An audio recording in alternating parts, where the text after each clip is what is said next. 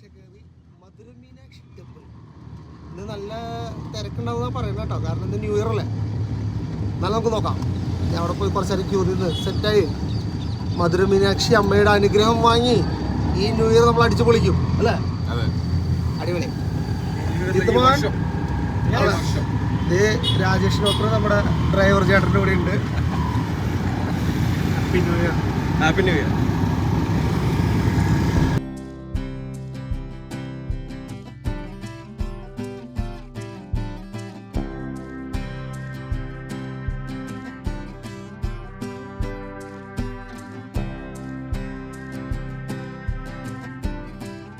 ഇവിടെ അകത്ത് നമ്മൾ അമ്പലത്തിൻ്റെ അകത്ത് നമ്മൾക്ക് കയറാൻ പറ്റില്ല കേട്ടോ. ഈ കയറാനല്ല, ഈ ഫോണായിട്ടൊന്നും അവിടെ പോകാൻ പറ്റില്ല.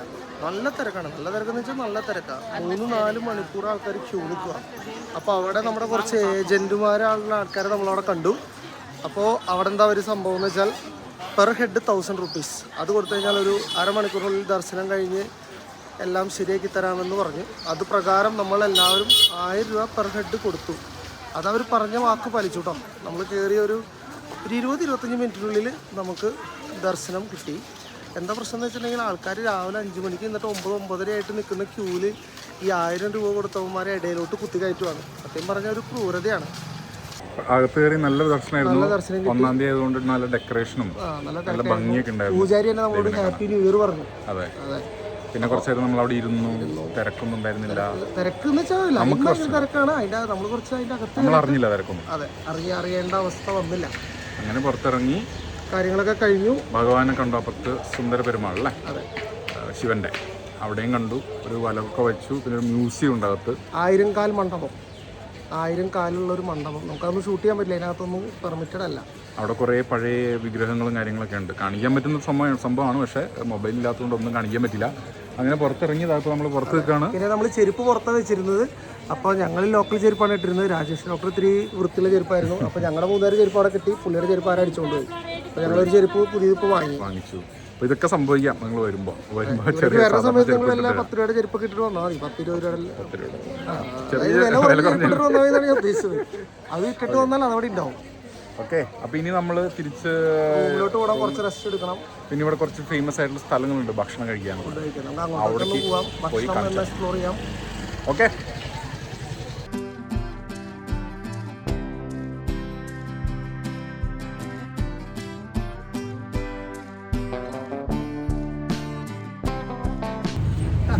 അപ്പോൾ നമ്മൾ ഇവിടുത്തെ ഭയങ്കര പ്രസിദ്ധമായിട്ടുള്ള ഒരു നോൺ വെജ് റെസ്റ്റോറൻറ്റ് ഉണ്ട്, കോണാർ മെസ്. ഈ നമ്മുടെ അമ്പലത്തിന്റെ വിസിറ്റ് ഒക്കെ കഴിഞ്ഞു കേട്ടോ.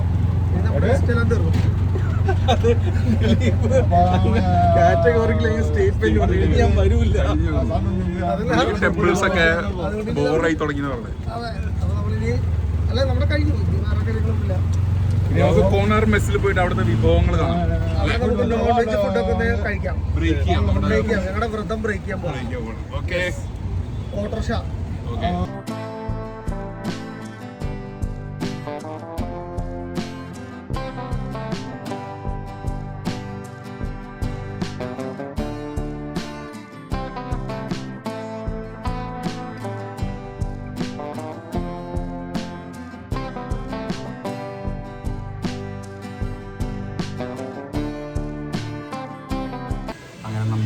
കോണാർ മെസ്സിൽ വന്നിട്ടുണ്ട് കേട്ടോ. ഇവിടുത്തെ ഫുഡ് എന്തൊക്കെയാണ് നോക്കാം. നോൺ വെജിൽ വളരെ ഫേമസ് ആയിട്ടുള്ള സ്ഥലമാണ്. 1943 ultimate legacy. Let's see.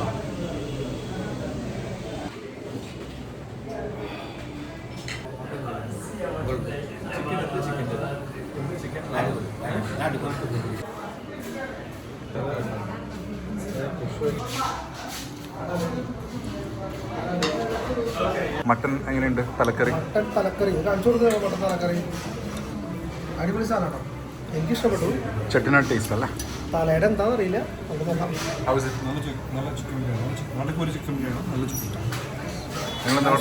Mutton biryani. Okay.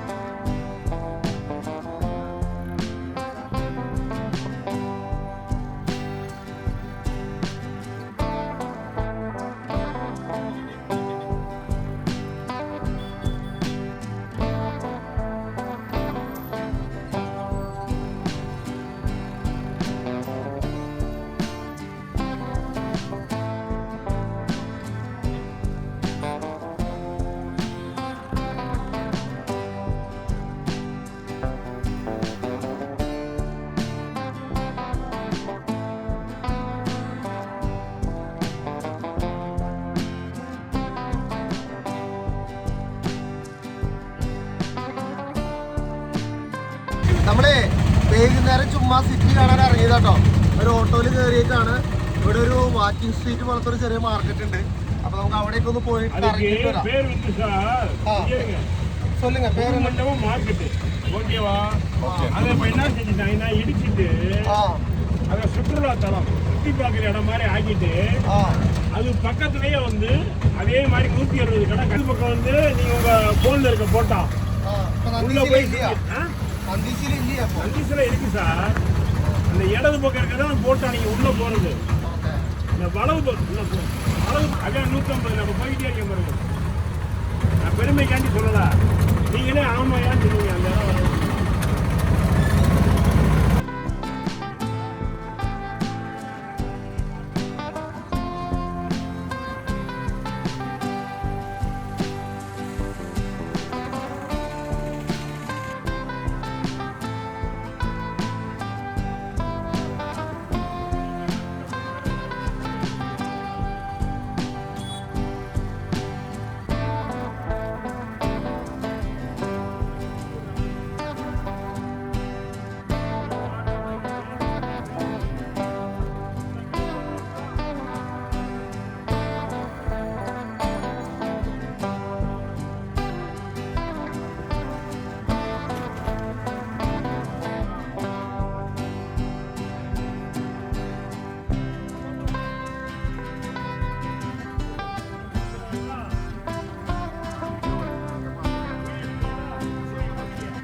நான் சொன்னேன் பாருங்க. அந்த தீ பிடிச்ச இடம் இந்த இருக்கு பாருங்க. இங்கயா? ஓ சரி சரி சரி. கூடிட்ட தீ பிடிச்சடா. ஓ இருங்க. இதுக்கு பேர் அந்த பக்கத்துல கட்டியாச்சு பாருங்க. ஸ்டாலின் தான் கட்டினாரு. இந்த முடியாச்சா? ஓகேவா? சரி சரி. நீங்க அடுத்த வருஷம் சர்வீஸ் பார்த்து வச்சுப்பாங்க. ரெடியா வந்து டிக்கெட் ஓசிலாம் கிடையாது. Okay okay. ஆனாலும் பரவாயில்ல, கரெக்டா மெயின்டைன் பண்ணா போதும். ஓகேவா? இப்போ இதனுடைய கடை இருக்குல்ல, இதுக்குள்ள இருந்த கடை தீ பிடிச்சிச்சுல, அதெல்லாம் எங்க இருக்கா? ஓ அதான் புதுசா கட்டின மண்டபம்.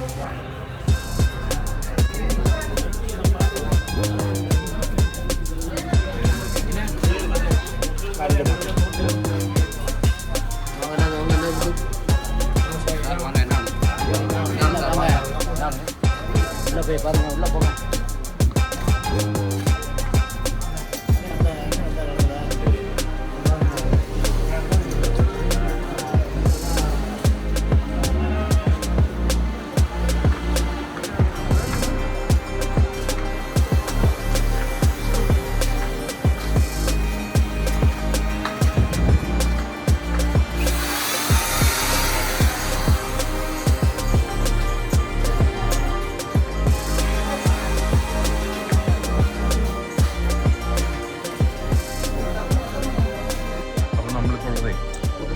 പുതുമണ്ഡപം മാർക്കറ്റ് എന്ന് പറയുന്ന സ്ഥലത്താണ്.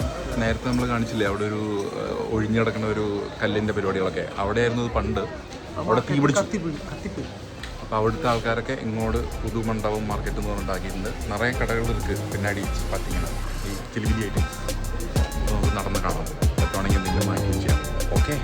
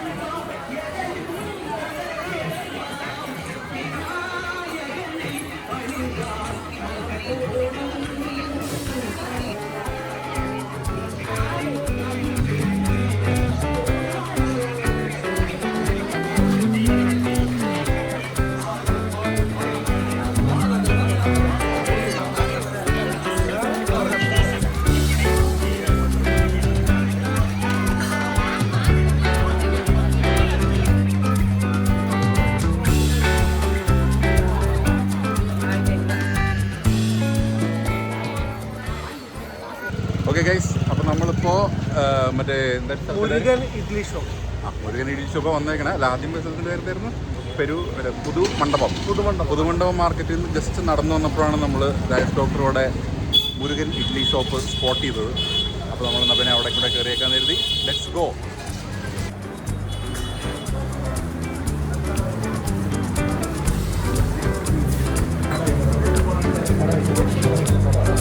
കഴിക്കില്ല കേട്ടോ, സെക്കൻഡ്.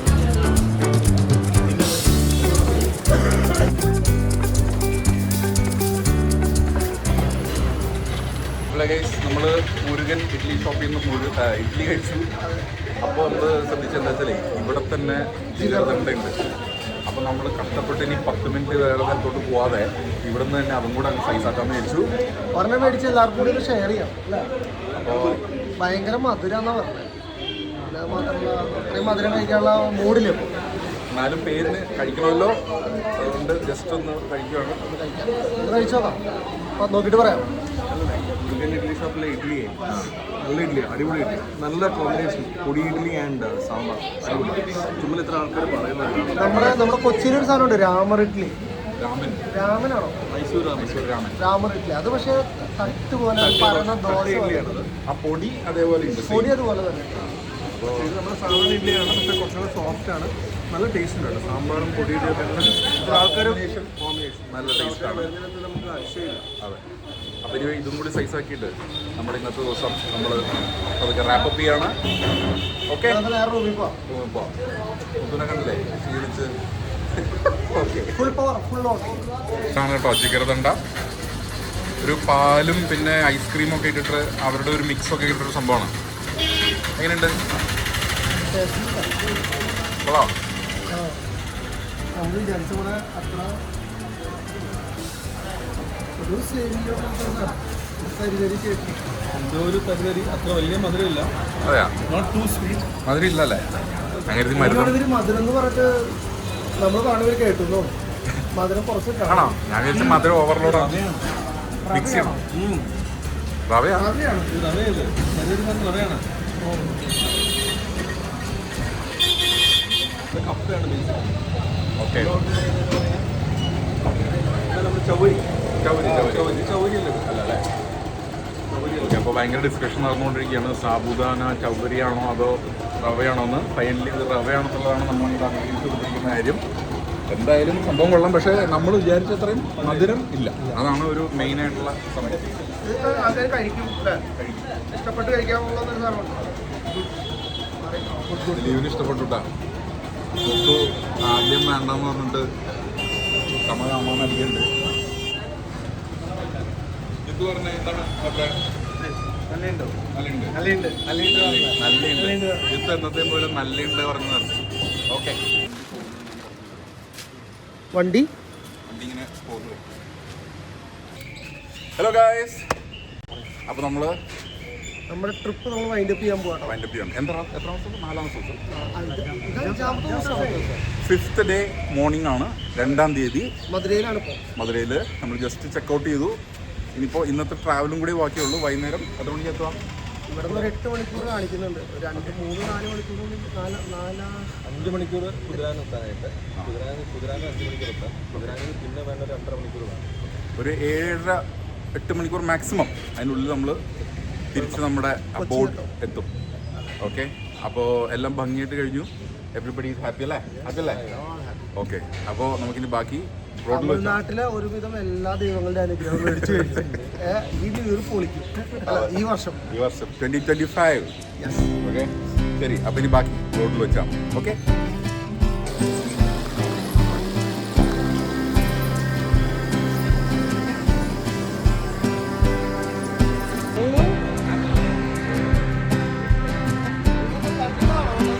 രണ്ടും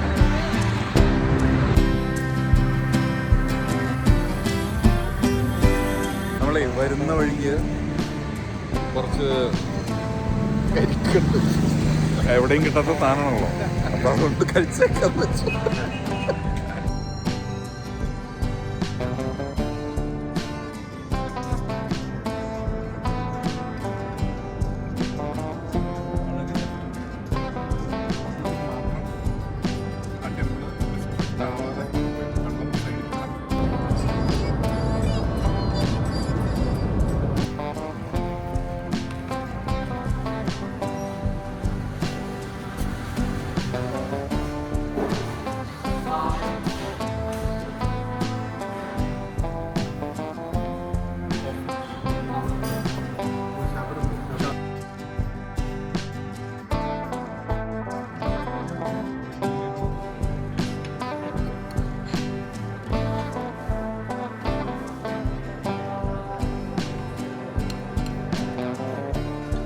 ഹലോ ഗൈസ്, അപ്പം നമ്മൾ തിരിച്ച് ഓൾമോസ്റ്റ് എറണാകുളം റീച്ച് ചെയ്യാറായി. ഓൺ ദ വേ ആണ്. ഇപ്പോൾ ചാലക്കുടിയിൽ ഇറങ്ങി നമ്മൾ ജസ്റ്റ് ഒന്ന് ഭക്ഷണം കഴിച്ചു.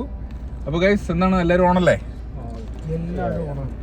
എന്താണ് നമ്മുടെ ഓരോരുത്തരുടെ എക്സ്പീരിയൻസ് പറഞ്ഞാൽ എങ്ങനെയായിരുന്നു ട്രിപ്പ്? ജിത്തു തുടങ്ങിക്കോ. നല്ലൊരു ട്രിപ്പായിരുന്നു. നല്ലുണ്ട്.